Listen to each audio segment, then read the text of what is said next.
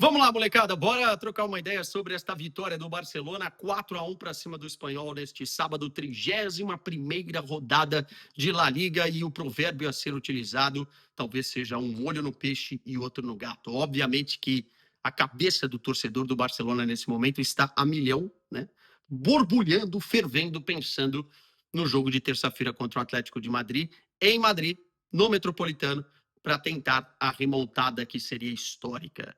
Mas, no meio do caminho, tinha uma oportunidade? Tinha uma oportunidade no meio do caminho, até porque, novamente, o Real Madrid tropeçou na sexta-feira, o empate contra o Girona, e aí o Barcelona poderia realmente colocar uma mão na taça caso vencesse o Espanhol. E foi nisso que a equipe pensou, foi nisso que Hans Flick pensou para escalar o seu time titular, e foi isso que o Barcelona fez. O Barcelona consegue abrir 9 pontos de vantagem para o Real Madrid, faltando 7 rodadas, 79 pontos para 70 pontos agora do rival. É uma mão na taça, mesmo tendo um jogo contra o Real Madrid dia 10 de maio, que pode inclusive ser o momento mais decisivo do campeonato para o Barcelona, né? Se o Barcelona vence no Camp Nou, vai colocar uma pedra definitiva no campeonato e muito provavelmente já será ou o campeão natural ou o campeão virtual, né?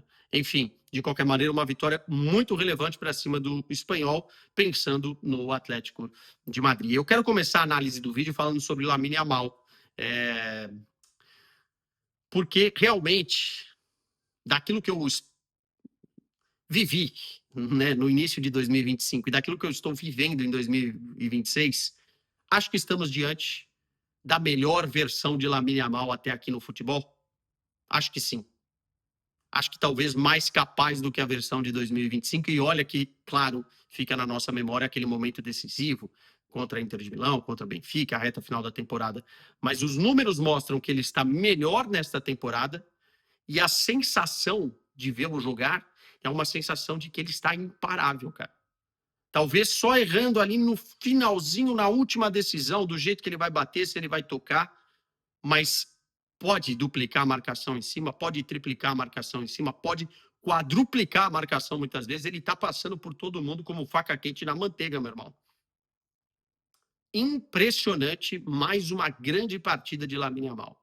E dessa vez com os números ao seu lado, né? Porque tem gente que fala, mas não fez gol, mas não deu assistência. E anota no aplicativo. Não, pera lá, cara.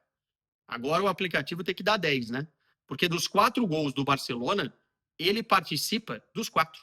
Ele dá 2 assistências, uma que já virou a marca registrada, mas eu sempre acho um abuso, né? Aquela trivela dele que é uma trivela difícil de executar porque ela morre onde tem que morrer, no pé do atacante que faz a movimentação certa, o Ferran, já vamos falar dele, mas é uma trivela especial, né? Ele dá 2 assistências, faz um gol, e ainda no quarto gol do Barcelona, que fecha a conta, ele dá um passe, né, com nojo, também abusado, para o De Jong depois fazer parar o tempo, né? O De Jong tem essa capacidade mágica de parar o tempo. Parece que as coisas estão acontecendo ao redor dele, ele está ali tranquilo tomando um chazinho no horário holandês e dá o passe para o Rashford fazer o quarto gol do Barcelona. Mas o Lamine, cara, ligou o modo impossível de parar, né? E para mim é a melhor versão que eu já vi de Lamine Yamal. E olha que ele tem 18 anos, foi o 100º jogo dele por La Liga, e ele chegou a esse momento da temporada às 40 participações em gols, tá? Porque agora com esse gol são 22 gols e 18 assistências, com as 2 assistências contabilizadas hoje. Com a camisa do Barcelona. É muita coisa. Já são números mais expressivos no geral do que a temporada passada, e provavelmente ele passará números de assistências também da temporada passada. Se eu não estou enganado, foram 21 assistências na temporada passada, ele já tem 18. Ou seja, a influência do Lamine Yamal no time, ela é incrível hoje, cara. Incrível. Assim. E parece, tá, que a equipe começa a encontrar caminhos para jogar sem o Rafinha. Eu disse no melhor futebol do mundo e repito aqui, o Barcelona, se quiser ser campeão da Champions, precisa saber jogar sem o Rafinha, porque o Rafinha não estará presente também numa eventual semifinal de Liga dos Campeões, e não vai estar presente na tentativa de remontada na próxima terça-feira. Mas o Lamine deu um passo adiante. Já no jogo contra o Atlético de Madrid, o melhor time em campo foi o Barcelona. E o melhor jogador em campo, talvez o Lamine Yamal, por tudo que fez na partida, né? Poderia ter tomado uma ou outra decisão ali, poderia ter tido uma sorte um pouquinho melhor em outro lugar, mas se ele mantiver esse nível, o nível de esperança do torcedor do Barcelona para o jogo contra o Atlético de Madrid vai subir.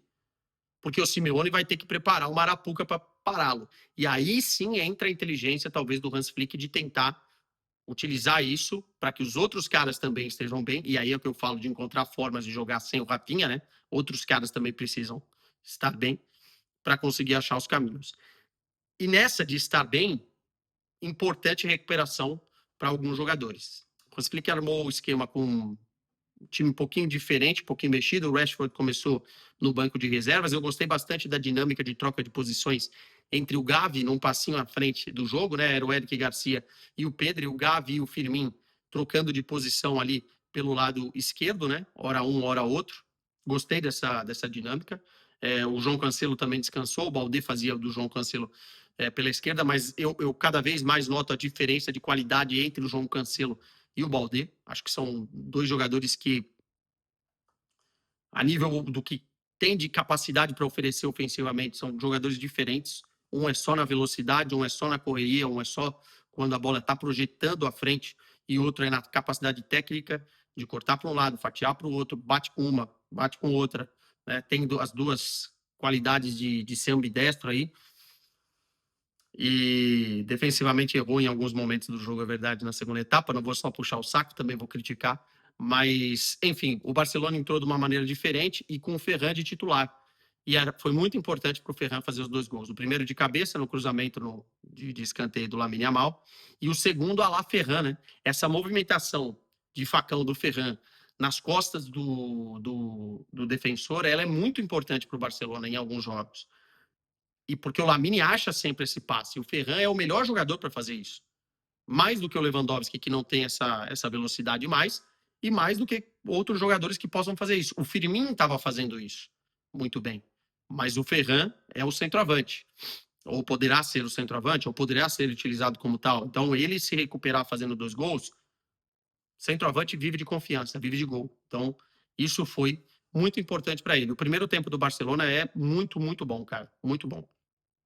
Não tenho quase nada a apontar. Foram muitas chances criadas. Eu acho que o Barcelona poderia, inclusive, ter feito o terceiro gol na primeira etapa. Criou muito mais que o Espanhol. O Espanhol parecia que estava nas cordas o tempo todo. É um time que toma muitos gols também em La Liga, é verdade. Está ali beirando os números das piores defesas. Mas, no final das contas, o segundo tempo, o time perdeu um pouquinho o prumo ali, o foco. O Espanhol também quis um pouquinho mais, mas eu achei que o Barcelona já estava com a cabeça no jogo de terça-feira. E aí foi deixando acontecer algumas coisas, uma chance lá, uma chance cá, o João Garcia tendo que trabalhar, e sai o gol depois de uma bola muito mal cortada. O Lozano consegue acertar um belo chute, né? E aí o Barcelona precisa reacender, o Hans Flick mexe na equipe, minha visão, mexeu bem e conseguiu aí ampliar para 3-1, com o passe do Caçador fantástico, né? O 3-1 para que o Lamine Yamal dividisse com o goleiro ali e fosse esperto no lance. E o 4-1 tem essa estrelinha do De Jong, né? Importante também o retorno do De Jong. Tem que ver como é que tá a situação física do Gerard Martin nesse jogo, mas o De Jong, cara, é um jogador que controla muito bem tempos, é um jogador que pode ser importante, inclusive no jogo contra o Atlético de Madrid. Se ele tiver 100% fisicamente, talvez é um cara de começar a partida, tá?